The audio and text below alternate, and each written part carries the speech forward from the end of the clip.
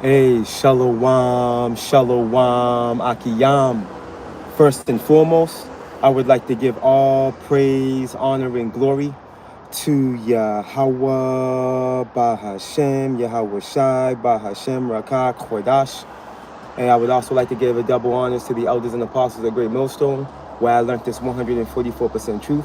I would also like to say peace and salutations to the hopeful elect, starting with the 144,000 men of Israel, which consists of the servants, the prophets, whom have been ordained since the foundations of this earth to sing this new song, which comes in the form of this gospel, which will be preached throughout all four corners of this earth and rest upon the ears of the innumerable multitude, men, women, and children of Israel, who may be scattered throughout all four corners of this earth. Shalom. Hey, shalom, beloved Akim and Akwath. It's just Bayan back again through the spirit and power of Yahweh Bashim Yahweh Shai. And I just want to get into this very brief live stream. I got a little bit of time through the spirit and power and mercy of Yahweh Bashim Yahweh Shai, man. And as you can see by the title, Economic Exile, man. All right, and I got this title on behalf of a live stream that the beloved brother, Mike Allah, out of California, the brother out of California, I believe them brothers in LA, if I'm not mistaken. What's his channel? Bear with me, Salakia. GMS, Inspiration of the Almighty. All right, the brother had did a heavy live going into the MOTB yesterday, and I got the title based off his talking point, a video he was bringing out. All right, and ultimately I got a clip I want to show from the brother Arrows of Indignation. All right, clip he just recently put up regarding the dream this individual had regarding the MOTB. Yeah, man, this is the season that we're in. All right, we're in the season of the mark of the beast, man. All right, and this thing is right around the corner, and ultimately, you can imagine that being the case with everything going on in the East, right, in Western Asia. You know, people call it the Middle East is Western Asia, right over there in the East. But needless to say, between that, Jacob's trouble being upon us, Esau coming upon the northern and southern kingdom, divine signs in the heavens, Jake waking up with all this happening. Donald Trump in office pushing forth this technocracy. All right, they're building up this digital infrastructure. It's before us. You can only imagine that this thing was right around the corner. This chip was right around the corner. It's right here. All right, it's right here. It's coming. It's close. It's very close, and ultimately, we have to be prepared. All right, to be economically exiled, man. Okay, every fashion of commerce, all right, is going to exclude those that don't have this device. Because as you read Revelations 13:16, it evolves around being able to buy or sell. Okay, it's directly linked to a monetary system. Okay, contrary to what these other guys are talking about. And we ain't gonna waste no time on them. We're gonna just stick to the point. All right, because I don't got much time.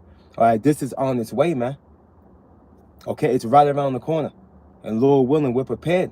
Abaratas out through the spirit and power of Yahweh Bashim Yahweh Shai. The Lord puts that resilient spirit on us to resist. Okay, because the masses are gonna take this thing. All right, when the reality sets in that they're not gonna be able to eat. All right, and they start seeing their loved ones starve out, and them themselves as well. You see, they're not going to be standing on faith. All right, they're not going to who they ignorantly call Jesus Christ. All right, Yahweh Shai, the true name of the Savior.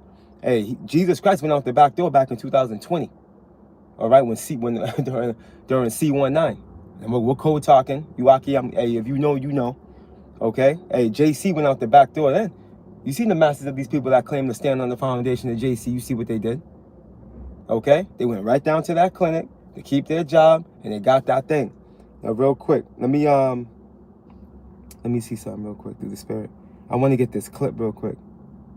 As a matter of fact, before I get this clip, let's get a precept or two. All right, let's go here. Let's go to the book of Habakkuk, the 2nd chapter, and the 3rd verse, and it reads, For the vision, right? The vision's talking to the oracles, the prophecies, right? For the vision is yet for an appointed time, but at the end it shall speak and not lie. Though it tarry, wait for it, because it will surely come. It will not tarry, man. All right, there's MOTB. We're literally in the time of the MOTB. It's right at the door. All right, it's right at the door. And when this thing is implemented, you better believe Evil Esau, Edom, the self-proclaimed white man, he's not gonna be playing no games, man. All right, he's gonna come down. He's gonna come down with vicious intent. You see, this is why when you read Revelations 12 and 12, let's go get that real quick, and we're gonna go get this clip. See, Esau knows he can't play no more. All right, Revelations 12 and 12, and it reads, therefore rejoice, ye heavens, and ye that dwell in them. Right, we're just talking to who? The servants, the prophets, and those of the hopeful elect. All right, we are to rejoice, okay, seeing the downfall of our enemy, man. Look, understanding the times that we're in, understanding that the Lord's working. Yahweh Bashim Yahushua is working, man. You see? He's stirring up the minds of these kings, all right, where there's no peace. You see? No matter how many phone meetings that Trump has with Putin, it ain't going nowhere. It's war, man. Okay? War, MOTB, and salvation. That's the time we're in. War, MOTB, and salvation. Let's go. Therefore rejoice, ye heavens, and ye that dwell in them. Woe to the inhabitants of the earth and of the sea. Right? All you people outside of this council. Right? All you people outside of the council of Yahweh Bashim Yahushua, woe unto you, man. Right? For the devil, right? The devil, Esau, Edom, the self-proclaimed white man. Okay? In the form of the global elite. Look, the devil has come down unto you having great wrath. Why though? Because he knoweth that he hath but a short time. So better believe when he implements this MOTB, he's not going to be playing around. Okay? And the dream that old boy had, which we're going to show, let's get this dream right here he had. It displays that. You see? The time of trouble that's going to come with this MOTB. All right, real quick. Flesh of the said peril. Oh, there's my brother. My brother's going live too with the video. That's the spirit. Let's go here. The brother in the bar. Brother Virgin Islands is going live with it too. With the same, going into the same thing. That's the spirit. Anyway, let's go right here. Again, there's fair use. It is for educational purposes only. I'm making no monetary gain off of this video. It's for educational purposes only. Again, this comes courtesy of Arrows of Indignation. Real quick. I'm gonna play the whole thing. Yeah, let's go here.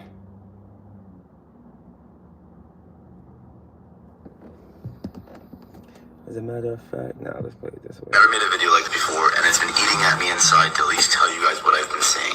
I feel like last night God gave me a dream about the mark of the beast, and it was kind of a doozy. It was kind of scary. I will tell you as best as I remember, because it gets a little intense, but bear with me. So I was in a classroom, I was in a school setting or something like that, and I remember the teachers came to us saying that we had to get this quick little surgical system inserted because it was the only way to stay a part of society, because if you don't, it's basically like an automatic way of declaring yourself as a full-out criminal, like you're the worst of the worst and they gotta get you. And automatically I knew what it was and I knew not to get it, and I was telling certain kids like, yo, don't get it, like whoever I could talk to quietly and just like, don't do it. And so we all had to walk from our classroom to the place to go get it done. As we were walking to that room, me and a few other kids just like took off in a certain direction and tried to start like hiding, like just we needed to hide. We knew we needed to hide. All the kids who went into that room I never saw again. Anyways, me and the kids who decided to run away were hiding in like the darkest corners and attics and crawl spaces of the building, of the facility, to, you know, not get caught, not get found, because if they found us, we knew it would be bad. Anyways, a little bit of a fast forward. I'm sitting in a room and I see an officer walk in with his daughter. And this does get a little graphic. I'm sorry if it freaks anybody out. But they were both talking to each other, and I could tell he's like trying to calm her down or something. And in comes a few more officers, and they ask him, like, why didn't you do it? Like, why didn't you take the system? And before he even really could respond, they pew-pewed, both of them, in the heads. Bam, done. And me and like one or two other kids are sitting in these like rafters, like dark corner of the roof, watching this happen and realizing that if they catch us, that we are gone. We are done in rings. There's nothing to do about it. And it started getting really intense from here because it's a life or death situation at this point. So for hours we are sitting in these corners of the rooms trying to hide and pretend like we're not there and, you know, sneak around and, you know, whenever a new person walks in the room and starts to search our area, we have to kind of keep going and hiding. Basically a big game of cat and mouse. Fast forward a few more hours, it's already nighttime. There's no one in the facility other than officers looking for me and the other kids. And we all knew that if they catch us, we're done. We knew we needed to escape the facility, but there was not much we could do to get there, especially while there's people walking around. There's a few moments where I almost got caught along with a few other people, and the only thing that I could do, the only thing that I knew to do, was to get the guy before he got me. So, you know, whatever was nearby, clunk, that's the only thing I could do. In which we kept running and hiding, trying to, you know, get away from these guys and just make sure we didn't get caught. Sadly, I watched one kid who wasn't a part of my group in the immediate time get caught. They pulled him down from the thing and pew, right then and there. And we all saw it. Trying to maintain our composure, we eventually did find a way out. We did get out of the facility and we sprinted into the nearby forest. Fast forward again, I enter another like warehouse situation with a bunch of other people who didn't take the mark. And I remember that things were very, very on edge. There was almost no food, not a lot of weapons. We didn't really have anything. And I watched a group of girls run inside the building holding up a sign. It's like 3, 2, 1. As soon as they put 0, they were hiding, and a truck pulls up with a bunch of people in it, a bunch of officers, and they get out and they start searching the area. And I knew the only thing that I could do was go and hide in the rafters again. Like I had to get up somewhere high and hide. And it was so scary because I was trying really hard not to knock anything over. In the area that I was in, there's a bunch of tools and stuff in this warehouse, and one little nut or a screw falling off where I was would tell them, hey, come get me. Like, it was pretty terrifying. And so anyways, I was up in the rafter. I got my way up there, and I watched these guys start to really search every single corner of this building, and it felt in my gut that it was only a matter of time before they find me. So I had to just keep hiding. I had to keep finding a way out. And then I woke up, and man, it felt really real. It felt extremely realistic, and there were some other details I won't go into because they were just a little bit more graphic, but it was real. It was there. I was there. And part of me just knows that when this mark actually comes, when the mark of the beast actually comes, this is how it's going to be. It's going to be at a point where if you take it, you're part of society, but you deny God, and if you don't take it, you will be. But again, I don't know. I'd rather go and be for my belief in God than be conformed to whatever society wants me to do. At least I know I'm going to the kingdom. Yeah, it kind of sounds like the purge, don't it? Right, because that's going to be the last stage. All right, for those that refuse to get this thing, man. All right, the first step is you're going to become what? An economic exile. Right, and I want to get that definition real quick. And unbeknownst to him, he had a vision, man. All right, it's gonna look like that, but on steroids, when it truly comes to pass.